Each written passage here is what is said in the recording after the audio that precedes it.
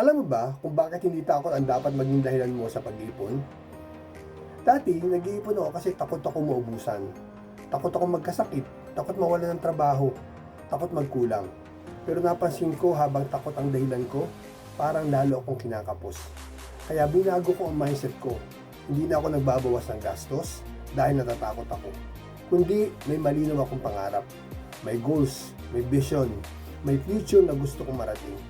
Doon ko na-realize, hindi lang diskarte ang kailangan para umasenso. Mindset muna bago pera. Kapag abundance sa pananaw mo, mas nagiging intentional ka. Mas gumaganda ang relationship mo sa pera. Sa IMG, tinuturo namin hindi lang paano mag-ipon, kundi paano ayusin ang mindset tungkol sa pera. Kung gusto mong mas matuto pa, comment #ipon below to know more about our financial literacy campaign. Tara, simulan mo na magplano and we'll guide you to a richer life.